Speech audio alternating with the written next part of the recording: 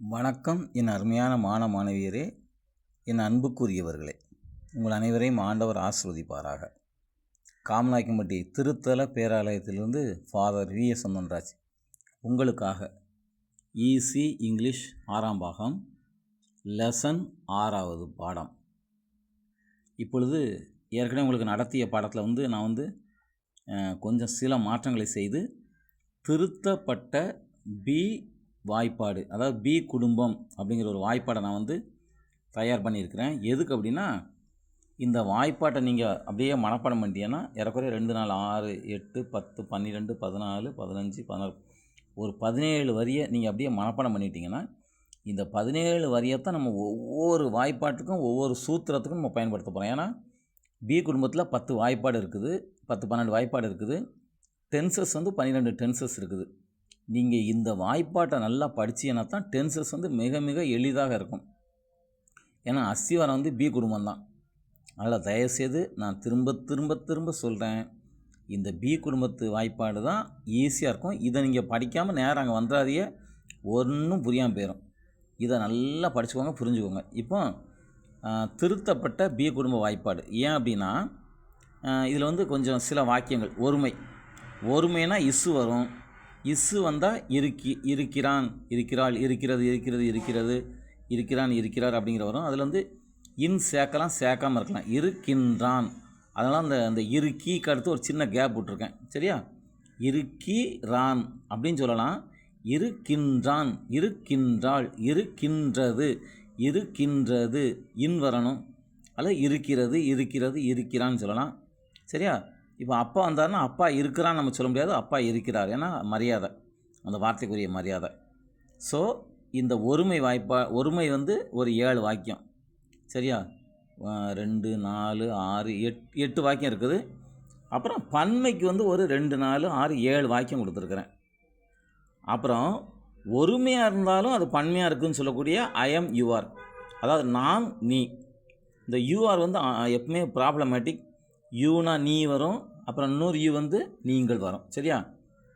So இதை நீங்கள் ஞாபகம் வச்சுக்கோங்க. ஒருமை பன்மை, ஒருமையாக இருந்தாலும் பன்மை அப்படிங்கிற வாய்ப்பாடு கணக்கை மனசில் வச்சுக்கோங்க.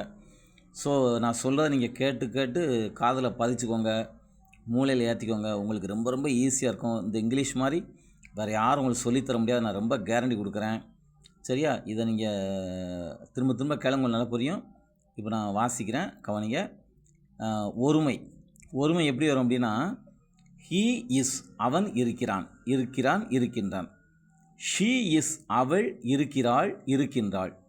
இட் இஸ் அது இருக்கிறது அல்லது இருக்கின்றது, இன் வரலாம், வராமல் போகலாம். அப்புறம் திஸ் இஸ் இது இருக்கிறது, இது இருக்கின்றது. அப்புறம் தேட் இஸ் அது இருக்கிறது, அது இருக்கின்றது. மறுபடி திஸ் இஸ் இது இருக்கிறது, இது இருக்கின்றது. அப்புறம் தேட் இஸ் அது இருக்கிறது அல்லது அது இருக்கின்றது. இப்போ அதுன்னு 2 வார்த்தை இருக்க என்ன விசேஷம்? இட் இஸ் அப்படின்னா பொதுவாக சொல்கிறது. எங்கப்பா அதை காணும் அப்படிங்கும்போது அதுன்னு சொல்லும்போது இட் இஸ். சரியா? அப்புறம் தேட் ஏன் வந்தது அப்படின்னா, அந்த பேனாவங்க, அந்த மரத்தை எங்கே அப்படின்னு சொல்லி அதுன்னு சொல்லாமல் அதை எங்கன்னு கேட்குறப்பல அந்த மரம், அந்த பையனங்க, அந்த பேனாவங்க, அந்த சட்டை எங்கே அப்படின்னு நம்ம அந்த பக்கத்தில் இன்னொரு வார்த்தை வரும்போது இந்த அந்தனா அந்து போச்சுன்னு இல்லை, அந்தனா அது வார்த்தையினுடைய ஒரு அட்ஜெக்டிவ் ஃபார்ம். சரியா? இந்த பேனா இந்த பையன், அந்த பேனா அந்த பையன், அந்த அர்த்தத்தில் வரும்போது அந்தங்கிற வார்த்தை தான் தேட். சரியா? அப்போ இது திஸ் இஸ்னா இது, இன்னொன்று திஸ் பாய் திஸ் ட்ரீனா இந்த பையன் இந்த மரம். அப்போ நம்ம எக்ஸ்ட்ரா ஒரு வார்த்தை சேர்க்குறதுக்கு பயன்படுத்துறதுக்கு தான் அந்த திஸ்ஸும் தேட்டும். சரியா? அதை நல்லா ஞாபகம் வச்சுக்கோங்க.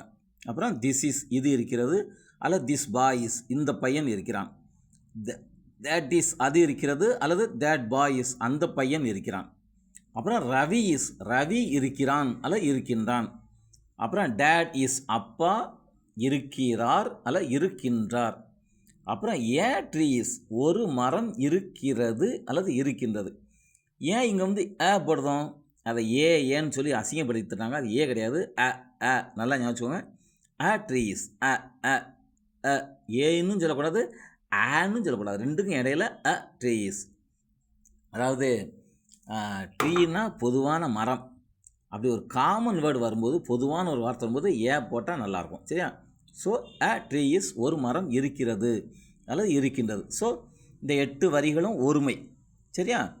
ஏன்னா இந்த 8 வார்த்தையும் நம்ம எல்லா வாய்ப்பாட்டிலையும் சூத்திரத்துலையும் இந்த ஒருமையை வச்சு கொண்டு போவேன். இப்போ பன்மை எடுத்துக்கிடுவோம். வி ஆர் நாங்கள் இருக்கிறோம் அல்லது இருக்கின்றோம். யூ ஆர் நீங்கள் இருக்கிறீர்கள் அல்லது இருக்கின்றீர்கள்.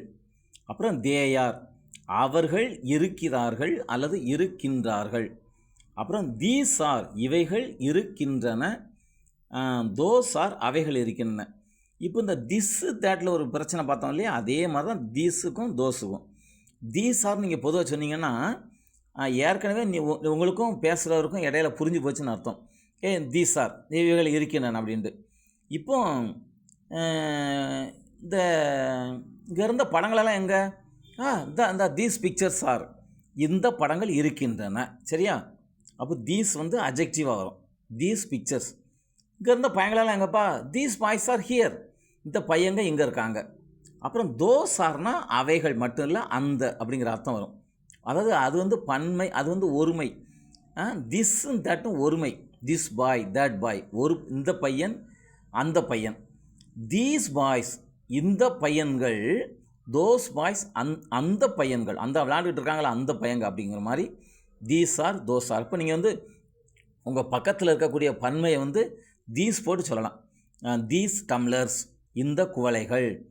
தோஸ் டம்ளர்ஸ் அந்த டம்ளர்கள், அந்த இருக்கு பாரு அந்த டம்ளர்கள். தோஸ் டம்ளர்ஸ், தோஸ் டேபிள்ஸ் அந்த டேபிள், அந்த அங்கே இருக்கிற டேபிள்கள் மேஜைகள் அப்படிங்கிற முறையில் நீங்கள் பயன்படுத்தலாம். அப்புறம் பன்மை வேறு நிறைய இருக்குல்ல. I and Ravi. I and Ravi, நானும் ரவியும் ஆர், நானும் ரவியும் இருக்கிறோம். பாருங்கள், விஆர்னா தான் இருக்கிறோம், நாங்கள் இருக்கிறோம். இப்போ நானும் ரவியும் இருக்கிறோம். அப்புறம் ரவி அண்ட் ராஜா ஆர், ரவியும் ராஜாவும் இருக்கின்றார்கள். அதாவது தே யார்னு சொன்னோம் இல்லையா, அங்கே தே ஆர் அவர்கள் இருக்கின்றார்கள். இப்போ ரவியும் ராஜாவும் இருக்கின்றார்கள். ஸோ இந்த மாதிரியும் நம்ம வந்து அந்த புறநவுன் பயன்படுத்தாமல், அந்த பழைய வார்த்தைகளை பயன்படுத்தாமல் ஒரு பெயரை அல்லது ஒரு பையன் ஒரு பொண்ணு அப்படிங்கிற முறையில் வந்து வேறு வேறு விதமாக பயன்படுத்தலாம். எதை எப்படி பயன்படுத்தினாலும் ஒருமைனா இஸ்ஸு வரும், பன்மைனா ஆறு வரும். அதுக்கு தான் சில எடுத்துக்காட்டுகள் கொடுத்துருக்குறேன். இங்கே வந்து ஒரு 2 நாளாக 7 வரிகள், அங்கே ஒரு 8, இங்கே ஒரு 7, 8 7 15, அடுத்து ஒரு 2 வரி. ஒருமையாக வந்தாலும் பன்மை வினைச்சொல்லை பயன்படுத்துகிற ஐஆம் நான் இருக்கிறேன். ஏன்னா இப்போ வந்து ஆம் வந்து நம்ம வந்து ஒருமையாக பன்மையான்னு வந்து நம்ம குழப்ப வேண்டாம். ஐ வந்து இன்னொரு இடத்துல வந்து ஐ ஹேவ் டேக்கன். ஸோ பன்மைக்குரிய வினைச்சொல் எடுக்கும்போது தான் தெரியும். நம்ம ஏன் ஐக்கு வந்து பன்மையை பயன்படுத்தோம் அப்படின்னா, ஐயும் சிங்குலர் யூ, அதாவது ஒரே ஒரு முன்னாடி நிற்கிறாள் யூ நீ, இந்த 2 வார்த்தைகளும் பன்மையாகத்தான் வரும். ஸோ ஐஎம் நான் இருக்கிறேன், யூ ஆர் நீ இருக்கிறாய். இந்த முறையில் வந்து 8 ஒருமை வரிகள், 7 பன்மை வரிகள், 2 ஒருமையும் இல்லாமல் பன்மையும் இல்லாமல் இருக்கிற 2 கட்டாம் வரிகள் 2. சரியா? இந்த வரிகளை நீங்கள் வந்து மனப்பாடம் பண்ணிக்கோங்க. ஏன்னா எல்லா இடத்துலையும் இந்த ஆர்டரை தான் நான் பயன்படுத்துவேன். அதனால் இது உங்களுக்கு கண்டிப்பாக தேவை. தயவுசெய்து நான் மீண்டும் மீண்டும் சொல்கிறேன், இதை மனப்பாடம் பண்ணிக்கோங்க. இதை வந்து நீங்கள் கேட்டால் டெய்லி உங்கள் பிள்ளைகளை வாசிக்க சொல்லுங்கள். கால் எந்திரிச்ச உடனே, தூங்க போகிற நேரம். சரியா? வாய்ப்பாடு 1 ஓ 2 2 ஈ 2 4 மூ 2 6. அதே மாதிரி ஹீ இஸ் அவன் இருக்கிறான், ஷீ இஸ் அவள் இருக்கிறாள், இட் இஸ் அது இருக்கிறது, திஸ் இஸ் இது இருக்கிறது, தட் இஸ் அது இருக்கிறது, ரவி இஸ் ரவி இருக்கிறான், டேட் இஸ் அப்பா இருக்கிறார், எ ட்ரீ இஸ் ஒரு மரம் இருக்கிறது, வி ஆர் நாங்கள் இருக்கிறோம், யூ ஆர் நீங்கள் இருக்கிறீர்கள். இதெல்லாம் வந்து பன்மை இல்லையா? ஸோ இருக்கிறீர்கள் அப்படின்னு வரும். அப்புறம் கடைசியில் ஐ ஆம் யூ ஆர். இதே மாதிரி டெய்லி வாசிக்க சொல்லுங்கள். இது புரிஞ்சிடுதுன்னா இங்கிலீஷ் மிக மிக எளிது. மீண்டும் மீண்டும் சொல்கிறேன், என்னை இந்த மெத்தடில் மாதிரி வேறு யாரும் இங்கிலீஷ் ஈஸியாக சொல்லிக் கொடுக்க முடியாது. மிக மிக எளிய முறையில் சொல்லித்தரேன். நல்லா இருப்பீங்க. இங்கிலீஷ் படிச்சுக்கோங்க. உங்களுக்கு அது வந்து எந்தாவது ஒரு நேரத்தில், முக்கியமான நேரத்தில் உங்களுக்கு வந்து கைதூக்கி விடும். உங்களுக்கு நிச்சயம் பிரயோஜனமாக இருக்கும். அதே மாதிரி இந்த சில வரிகளும் எப்படின்னா, ஹீ இஸ் அப்படி பயன்படுத்துகிற மாதிரி நீங்கள் வந்து ஹீக்கு பதிலாக Ravi is, Raj is, a boy is, a boy. Boy வந்து காமன் வேர்டு இல்லையா, பொதுவான. எந்த பையனே நம்ம பையன் தான் சொல்லுவோம். ஆனால் ராஜ் வந்து ராஜ் மட்டும்தான் ராஜ். மற்ற அவனுக்கு அவன் தனி பேர் இருக்குது, அது வந்து ப்ராப்பர் நவுன். இது வந்து பாய்ங்கிற வந்து காமன் நவுன், எல்லாத்துக்கும் பொதுவான. பையனாக இருந்த எல்லாத்துக்கும் பாய் தான். அப்புறம் மேன் மனுஷனாக இருக்கிற எல்லாருக்கும் மனுஷன், அதனால் ஏன் மேன் இஸ். ஸோ இது ஃபுல்லாக ஒருமை. அப்புறம் ஷீ இஸ் பெண்பால், ஷீ இஸ்னால் அவள் இருக்கிறாள். இப்போ ராணி இருக்கான்னா ராணி இஸ். ராணிக்கு வந்து இசு போடவா ஆம்படான்னு யோசிக்கக்கூடாது. ஷீ யாரெல்லாம் ஷீயோ, யாரெல்லாம் அவளோ, அவள் எல்லாத்துக்கும் இஸ் வரும். Rani is, Mala is, a girl is, mother is, my mummy is, a woman is. இதெல்லாம் பெண்களுக்கெல்லாம் இஸ் தான் வரும், ஒருமை. அவங்க 2-3 பேர் இருந்தாங்கன்னா பன்மையாக வரும். சரியா? இப்போ இட் இஸ் அப்படின்னா அது இருக்கிறது. எது இருக்கிறது? அன் ஆப்பிள் இஸ், ஒரு ஆப்பிள் பழம் இருக்கிறது. ஏன் ஆன் போட்டிருக்கோம்? இந்த ஆப்பிள் வந்து வவல் சவுண்டு, அது உங்களுக்கு தெரியும். வவலை பற்றி உங்களுக்கு தெரியும். AEIOU என்கின்ற வார்த்தைகளில் ஆரம்பித்தா ஆன் வரும். An apple, on aeroplane, on ink bottle, on ointment. So அந்த மாதிரி ஆன் வரும். அப்புறம் ஏ ஃபேன் இஸ், ஒரு ஃபேன், ஒரு விசிறி இருக்கிறது. ஏ ட்ரீ இஸ், எதெல்லாம் ஒத்தொத்தையாக இருக்குதோ அது இருக்கிறது இல்லையா? அது நீங்கள் எதெல்லாம் சொன்னீங்களோ அதெல்லாம் வந்து பொதுவாக அப்படி சொல்லலாம். அப்புறம் பக்கத்தில் இருக்கும்போது திஸ் பாய், திஸ் இஸ், இது இருக்கிறது. திஸ் பாய் இஸ், இந்த பையன் இருக்கிறான். திஸ் புக் இஸ், இந்த புத்தகம் இருக்கிறது. திஸ் ட்ரீ இஸ், இந்த மரம் இருக்கிறது. திஸ் ஃபேன், இந்த மின்விசிறி இருக்கிறது. சரியா? இப்போ தூரத்தில் இருக்குதா? தேட் இஸ், அது இருக்கிறது. அப்புறம் அது கூட ஒரு வார்த்தை சேர்க்கலாம். தேட் பாய் இஸ், அந்த பையன் இருக்கிறான். தேட் புக் இஸ், அந்த புத்தகம் இருக்கிறது. இங்கேருந்து ஒரு புத்தகத்தை எங்கப்பா இருக்குது? எது அந்த புத்தகம் அந்த இருக்கா? தேட் புக் அதான். அப்போ தேட் புக் இஸ், அப்போ ஆரம்பிச்சோம்னா அந்த புத்தகம் இருக்கிறது. தேட் ட்ரீ இஸ், அந்த மரம் இருக்கிறது. தேட் ஃபேன் இஸ், அந்த விசிறி இருக்கிறது. பக்கத்தில் இருந்தால் திஸ்ஸு, தூரத்தில் இருந்தால் தேட்டு. பன்மையாக இருந்தால் திஸ்ஸு வந்து தீஸாக மாறும், தேட்டு வந்து தோஸாக மாறும். ஸோ இதுதான் என்னுடைய 6ஆம் பாடம். தயவுசெய்து இந்த பாடம் ரொம்ப ரொம்ப முக்கியம். 12 நிமிஷம் ஓடி இருக்குது இந்த வீடியோ. தயவுசெய்து நல்லா படிச்சுக்கோங்க. மீண்டும் சொல்கிறேன், உங்களுக்கு நான் இங்கிலீஷ் வந்து ஃபுல்லாக நடத்தாமல் விட மாட்டேன். சரியா? ஐயோ உயிர் எடுக்கிறான்னு நினைக்காதீங்க. அன்பான பிள்ளைகளே, பெற்றோர்களே, ஒருவருக்கொருவர் ஊக்கம் காட்டி படிப்பா, நல்லா இருப்பா, இங்கிலீஷ் ஈஸி தான்ப்பா, இந்த ஃபாதர் சொல்லித்தராங்கப்பா அப்படின்னு சொல்லி அவங்களை உற்சாகப்படுத்துங்க. அவங்கள நல்லா படிக்க சொல்லுங்கள், திரும்ப படிக்க சொல்லுங்கள். எனி டைம் ஒரு சின்ன டவுட் இருந்தால் கூட நீங்கள் எனக்கு ஃபோன் பண்ணலாம். ஃபோன் ஆஃப் ஆகியிருந்தால் நான் கோயிலில் இருக்கேன்னு அர்த்தம், அல்லது ஃபோன் ஆனில் தான் இருக்கும். நீங்கள் எப்போனாலும் அடித்து கேட்கலாம். அல்லது வாட்ஸ்அப்பில் பேசாமல் 2 வரி எழுதி, ஃபாதர் நான் வந்து இந்த மாதிரி மை சிஸ்டர் இஸ், என்னுடைய தங்கை இருக்கிறாள் அப்படின்னு எழுதியிருக்கேன், இது கரெக்டாக அப்படின்னா மை சிஸ்டர்னா ஷீ இஸ், அவள் இருக்கிறாள். மை சிஸ்டர் இஸ், என்னுடைய தங்கை இருக்கிறாள், என்னுடைய சகோதரி இருக்கிறாள், ரைட் அப்படின்னு சொல்லி நான் உங்களுக்கு வந்து பதில் கடிதம் அனுப்புவேன் வாட்ஸ்அப்பில்.